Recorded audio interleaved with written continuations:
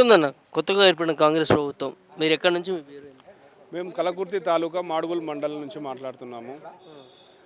ఈరోజు కాంగ్రెస్ పాలన ఎలా ఉందంటే ప్రజల్లో ఇప్పుడు ఆకాశంలో మేఘాలు చూసి సంపులో ఉన్న వాటర్ అంటే మన ఇంట్లో ఉన్న వాటర్ కూడా అరే వర్షం పడుతుందిలే వాటర్ వస్తుంది మనకెందుకులే ఈ వాటర్ యూజ్ కాదనే ఉద్దేశంతో పబ్లిక్ ప్రజలు మోసపోయినట్టుగా ఉంది ప్రజాపాలన. ఈరోజు పబ్లిక్గా మోసపోయారు. ప్రజాపాలన అని చెప్పారు. ప్రజల చేత ఎన్నుకోబడ్డ నాయకులు నేను ప్రజాపాలన చూపిస్తాను, ఫామ్ హౌస్ పాలన కాదని చెప్పారు. ప్రజాపాలనలో ప్రజాభవన్ ఏర్పాటు చేసి ప్రజాభవన్లో కూడా సాక్షాత్ ప్రజలు పాలించే ముఖ్యమంత్రి గారు ఈరోజు ప్రజాభవన్లో లేకుండా ఉన్నారు. మరి ప్రజాభవన్ ఏర్పాటు చేసిన ముఖ్యమంత్రి గారు మీరు ఎక్కడ ఉండాలి? ప్రజాభవన్లో ఉండాలి కదా. ప్రజలు మీ స్వయాన మీకు సమస్యలు చెప్పుకోవడానికి వస్తే అక్కడ మీరు లేరు, వచ్చిన వారు రిసిప్ట్లు తీసుకోరు. ఈ 16 నెలల్లో మీరు ఎంతమంది ప్రజాపాలనలో దరఖాస్తులు తీసుకున్నారు, ఎంతమంది సమస్యలు తీర్చారు? ఒక శ్వేతపత్రం రిలీజ్ చేయండి. అక్కడ ఈ 16 నెలల్లో మీరు ఎంతమంది సమస్యలు తీర్చారనేది అసలు ఒకటి కూడా తీసుకునేవారు కూడా లేనట్టు కోరుతున్నారు. ఇప్పుడు ప్రజాపాలన ఒకరోజు వీడియోలో చూపించి ఫోటోలో చూపించి పేపర్కి ఇచ్చుకున్నంత వరకే పనిచేసింది అంతే. మరి రైతుల పరిస్థితి ఈరోజు గందరగోళంగా, అసలు రాత్రి పరిస్థితి చెప్పనిక రాదు. ఇప్పుడు ఉన్నటువంటి పరిస్థితి ఏంటంటే మాకు రైతు బంధు ఉన్నది ఇంకొంచెం పెరుగుతుంది అనుకున్నారు. రైతు బంధు మరి 4 వేయాల్సింది 3 2 వేసాడు, ఇంకా 2 ఎగగొట్టాడు ఆల్రెడీ.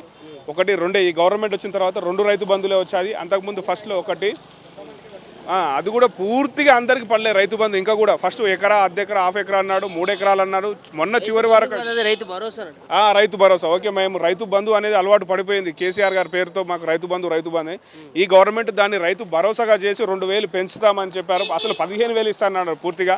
ఇప్పుడు 2,000కే పెంచి 6,000 ఇస్తానని చెప్పాడు. మరి అది కూడా పూర్తిగా ఉన్నటువంటి రైతాంగానికి అందరికీ కూడా పడలేదు. ఎక్కడికో అరకొరగా 2-3కి. అసలు పైలట్ ప్రాజెక్ట్గా తీసుకున్నట్టు విలేజ్లలో కూడా పూర్తిగా పడలేదు. మండలానికి ఒక పైలట్ ప్రాజెక్టుగా ఒక విలేజ్ని తీసుకున్నారు. అసలు ఆ పైలట్ ప్రాజెక్టుకు ఉన్న స్కీములనే కదా నువ్వు 1000-2,000 పెంచితే అందరికీ వేసేయండి. అది ఎందుకు ఇవ్వట్లేదు మీరు? చేత కాక వేయలేక ఇవన్నీ వంకలు పెట్టి ఏదో పైలట్ ప్రాజెక్ట్ అని చెప్పి ఇవన్నీ ఆపుతున్నారు.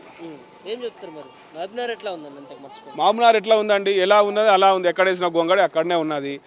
RRR పేరుతో సర్వే వరకే జరుగుతుంది. దాన్ని తీసుకొని రియల్ ఎస్టేట్ బాగా హైప్ లేపాలనే ఉద్దేశంతో చూస్తున్నారు. ఆ పని ఇంకా ముందుకు పడట్లేదు, చేయట్లేదు. అంటే వీళ్ళ కాన్సన్ట్రేషన్ మొత్తం అంటే వీళ్ళ ఆలోచన విధానం మొత్తం ఒకదానిపైన పెట్టి ఒకదానిపైన చేస్తున్నారు.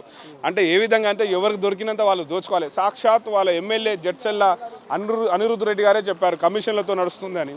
ఏ కాంట్రాక్ట్ పని చేసినా కమిషన్లు కావాలని బాజాప్తా అడుగుతున్నారు. 20% 30% కమిషన్స్తో నడుస్తుందని. ఇంకా ఇక్కడ ఏం కావాల్సింది చెప్తుంది? అసమర్థన పాలన జరుగుతుందని స్వయాన వాళ్ళ అసమర్థ ఎమ్మెల్యేలే చెప్తున్నారు. బీసీ వాదం తీసుకుంటే సాక్షాతం బీసీ వాదం మల్లాడిరని ఆ పార్టీలో ఉన్నటువంటి ఎమ్మెల్సీ మల్లన్న గారిని కూడా సస్పెండ్ చేశారు. అంటే అక్కడనే అసమ్మతి ఆల్రెడీ స్టార్ట్ అయిపోయింది. ఎక్కడైతే పాలన కరెక్ట్గా జరుగుతలేదని చెప్పారో సొంత పార్టీ నాయకులే ఆల్రెడీ నోరుతో చెప్పేస్తున్నారు ఇది పాలన కరెక్ట్గా లేదని.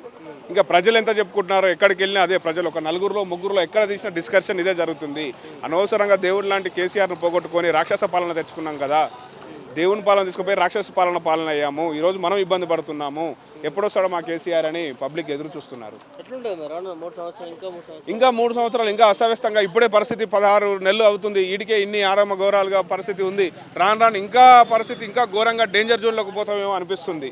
ఎలా ఉందంటే పిచ్చోడి చేతిలో రాయన్న పరిస్థితిగా ఉంది. అసలు ఎలా వెళ్తుంది, ఏ సమయంలో ఎలా వెళ్తుంది కూడా తెలియట్లేదు. మధ్యలో కొన్ని వార్తలు కూడా వస్తున్నాయి గవర్నమెంట్ కూలిపోతుంది, పడిపోతుందని. మరి గవర్నమెంట్ మా కేసీఆర్ గారు చెప్పడం జరిగింది, గవర్నమెంట్కి మేము ఎలాంటి హాని తలపెట్టాం, మీ పనులు మీరు సక్రమంగా చేయండి అని చెప్తున్నారు.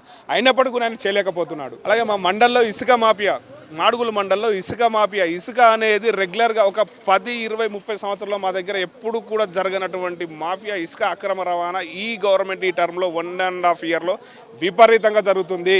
అందుగుల గ్రామము, ఇరువేను గ్రామము, బ్రాహ్మణపల్లి గ్రామము, ఆర్కపల్లి అంటే అందుగుల వాగు, ఇరువేను పరిసర ప్రాంతాల్లో ఉన్నటువంటి వాగులకు వెళ్ళి ట్రాక్టర్ల ద్వారా అక్రమ రవాణా విపరీతంగా జరుగుతుంది. పోలీసు వారు పట్టుకున్నా కానీ నామమాత్రం ఫైన్లతో 5,000, 10,000 ఫైన్లతో వేస్తే ఈరోజు పట్టుకున్న వాటర్ పొద్దున్న వచ్చేసి మళ్ళీ యథావిధిగా స్టార్ట్ చేస్తున్నారు. ఒక 30 సంవత్సరాలు లేని ఇసుక రవాణా ఈరోజు ఎందుకు జరుగుతుంది అంటే గవర్నమెంట్ కన్సర్న్లలో నడుస్తుంది, కాంగ్రెస్ పార్టీ కన్సర్న్లలో నడుస్తుంది ఇసుక రవాణా. ఇన్ని రోజులు లేని ఈరోజు ఎందుకు నడుస్తుంది? అసలు అదుపు లేకుండా పోయింది. పోలీసు వాళ్ళు కూడా పట్టించుకున్న వారు లేరు. పెట్రోలింగ్ వాళ్ళు వచ్చినా కూడా అన్న నమస్తే అని చెప్పి 500 పెట్టేసి బండ్లు నడిచే పొజిషన్కి వచ్చింది. ఈరోజు పోలీసు వాళ్ళంటే కూడా పబ్లిక్ భయం లేకుండా అయిపోయింది. కాబట్టి వీరిపైన దృష్టి పెట్టి వీరంత తొందరగా దాన్ని బంద్ చేయాలని చెప్తున్నాం మేము.